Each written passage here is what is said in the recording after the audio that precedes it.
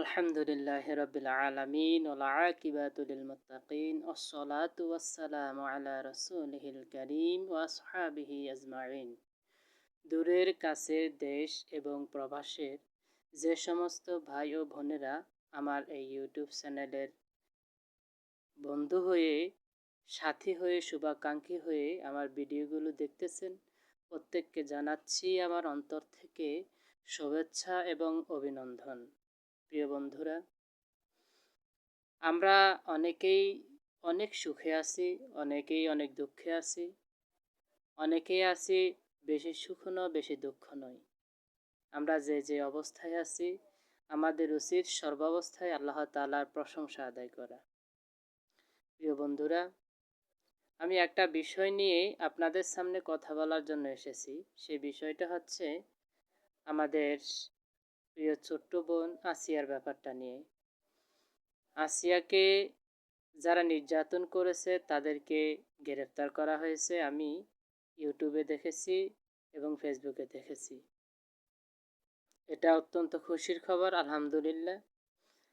আমি এখন আমার রাষ্ট্রের যারা দায়িত্বে রয়েছেন, উপদেষ্টা মণ্ডলী, শ্রদ্ধাভাজন ওনারা, আমি ওনাদেরকে উদাত্ত আহ্বান জানাবো যে আসিয়া, আপনারা জানেন, খুবই ছোট্ট একটা মেয়ে, যে কিছুই জানে না, কিছুই বোঝে না। যদি সে জানতো তাহলে সে মুখ ফুটে এটা বলতো না যে আমার বোনকে তোমরা ফিটেছো কেন, আমি বাসায় বাড়ি গিয়ে আমার মা বাবাকে বলে দেব। সে এতটুকু জ্ঞান তার নেই যে কথাটা বললে তার জন্য কি ধরনের সমস্যা আসতে পারে সেটা বুঝতে পারে না। যদি বুঝতে পারতো তাহলে এটা বলতো না। তার মানে হচ্ছে, যেমন কম বয়স তেমনি অত্যন্ত কচি তার মস্তিষ্ক।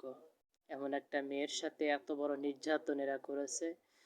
এটা যারা দায়িত্বশীল নয়, যাদের জ্ঞান নেই, বিবেক নেই, তারাও এটা বলবে যারা এই মেয়েটির সাথে এমন এহেন গর্হিত কাজ করেছে, তাদেরকে পাথর মেরে মেরে ফেলা অত্যন্ত জরুরি।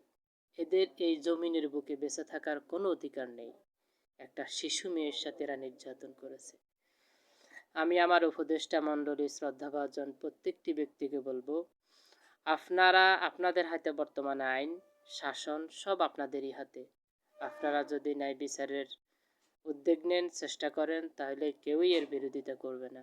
কারণ আসিয়ার পক্ষে সারা দেশের মানুষ, আইনের লোক থেকে শুরু করে যারা আইন জানে না, যারা আইন জানে, প্রত্যেকটি ব্যক্তি আসিয়ার পক্ষে রয়েছে।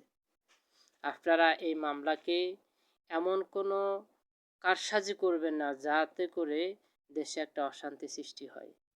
যারা আসিয়ার সাথে, এই ছোট্ট একটা শিশু মেয়ের সাথে এত বড় অন্যায় অবিচার করেছে, তাদেরকে অন্তত তাদেরকে অন্তত ফাঁসি দরকার নাই। আমি মনে করি তাদের ফাঁসি প্রয়োজন নেই। তাদেরকে কয়েকটা স্তরে তাদেরকে মেরে ফেলা উচিত। এক, প্রথমত হচ্ছে এই ব্যক্তিদের পুরুষাঙ্গ কেটে ফেলা হবে।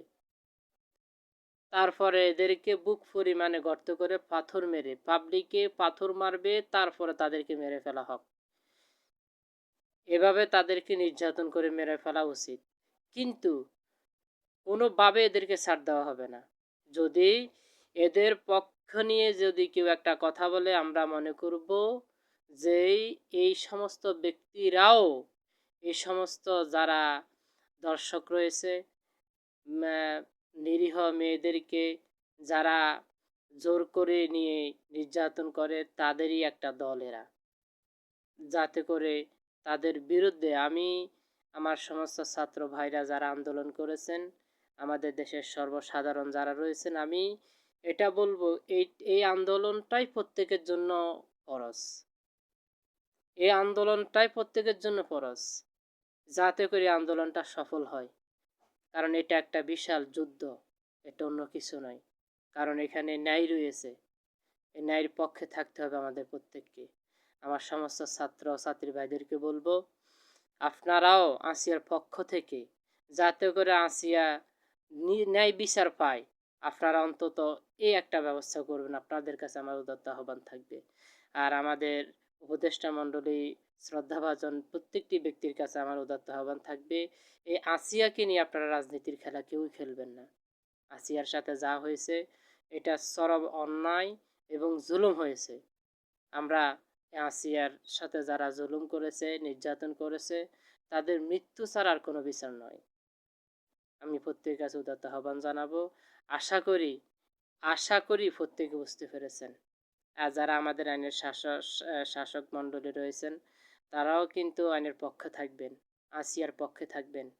কারণ আসিয়া এখানে ছোট্ট একটা মেয়ে, কারো দল বিদল সে বুঝে না, কারো ক্ষতি কারো ভালো সে বুঝে না, কিন্তু তার সাথে যা হয়েছে তা কখনোই সুস্থ মস্তিষ্ক মেনে নিয়ে নেওয়ার কথাই না। যদি কেউ আসিয়ার বিপক্ষে যান, কাল হাসরের ময়দানে এই ব্যক্তিকে অবশ্যই দাঁড়াইতেই হবে। আর হাসরের ময়দান তো দূরের কথা, এই জীবিত অবস্থায় বাংলার সমস্ত জনগণের সামনে তাকে অবশ্যই দাঁড়াতে হবে, জবাবদিহি করতে হবে কেন তার সেই আসিয়ার বিপক্ষে অবস্থান নিয়েছে। আল্লাহ তাআলা আমাদের প্রত্যেককে সুবুদ্ধি দান করুন, যাতে করে আসিয়ার ন্যায় বিচারটা আমরা প্রত্যেকে অন্তত দেখতে পারি এবং করতে পারি। আমিন। আসসালামু আলাইকুম ওয়া রাহমাতুল্লাহি ওয়া বারাকাতুহু।